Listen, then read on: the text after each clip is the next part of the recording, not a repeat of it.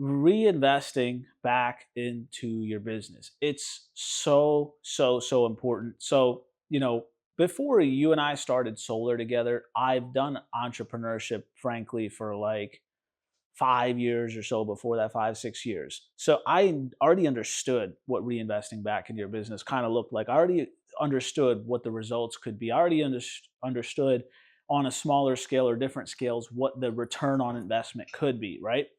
I'm curious because I want to ask you because it was your first time actually learning it because you didn't really have to do things like that in the past. So, how was it when you first saw some big checks that we started to get in solar, started to get in, prior entrepreneurship businesses? And how did you have to feel when you're like, do I take profit? Do I invest this? What do I do with it? Thank God I was making money other ways. That was the only, so it was, I guess, a less of a hit because of that. Yeah. It was delayed gratification for sure. It was, I've always wanted to take it to the bank for sure. So it's like, I'd say like cautiously optimistic. There is that like fear of like, well, is this going to work? Is this going to continue to pay out? Like, shouldn't I just take this money and be smart with it? It was challenging for sure, especially without like knowing if something was going to work before. Like if you have a proven formula where like you invest a certain amount into something and you've seen it pay out, it's one thing. But like when you're trying something new, like when we started lead gen or when we did the blitz houses and stuff, it was challenging. How many months did we go without actually taking a profit when we first started solar? 6. 6 months. We invested everything back into the business for the first 6 months. I remember because I wanted to make the money. No, but it was big checks. That's why I was very curious to ask him the question because we worked for like 60 days.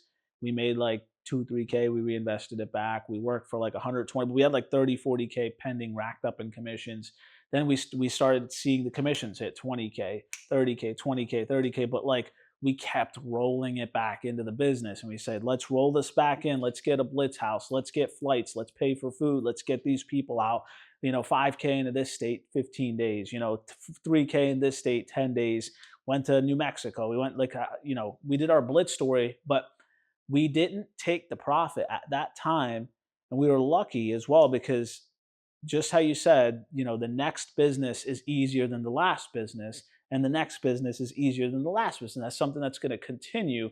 So you currently, at the time of us starting, had a 6-figure plus income from your job, and I had a 6-figure plus income from my other businesses. So we didn't need to take a profit in solar. It was definitely a nice thing. Yes, that's what set us apart and made us a little bit different than other people when we launched the solar business was we were willing to go without taking the check.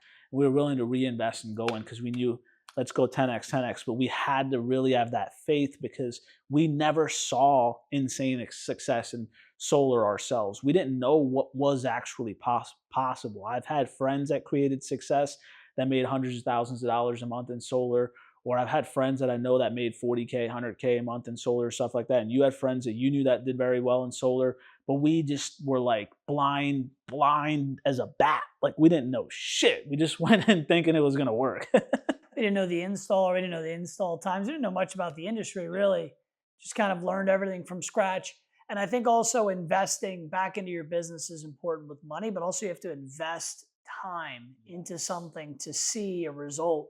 Yeah, I think the hours, this is just how you said there's a money investment, there's a time investment. We woke up probably like 6, 7 on a daily basis, and we slept at like midnight every single day. And we did this like 6 days a week. Sunday, we still put in some work. It was non-stop. Some people say, hey, if you like that 9 to 5, 40 hours a week, and you can turn your brain off after 5 p.m., that's perfectly fine for you. Entrepreneurship is not for you. Go back to bed. We literally were waking up at 6, 7 a.m. and we were taking call after call after call after call after call after call after call till midnight, literally every single day while we were building stages of our business. It's not for hobbyists. And it's not that we don't do that today. It's that we have delegated so that we don't have to be till midnight. Maybe it's 10 p.m. Maybe it's delegation of calls, and now we're working on different things in different areas in the organization as well as your progression in entrepreneurship kind of goes. But if you're not willing to put in those 60 hours or 70 hours, Why do you think people say, "Hey, I'm going to the gym this early. I'm putting in these extra hours here." It's because they know that that extra time or that extra money that they spend in the industry is going to set them far apart from other people. How did it set us far apart from other people? I've spoken to tons of people in solar. Many people say they haven't seen people that entered solar immediately as a dealer. They haven't seen people that had a success to getting 100 accounts a month within their first year in the solar industry. They haven't seen people get all the way up to over 150, close to 250 accounts a month, within their second year or third year in solar moving forward. And why did these things happen?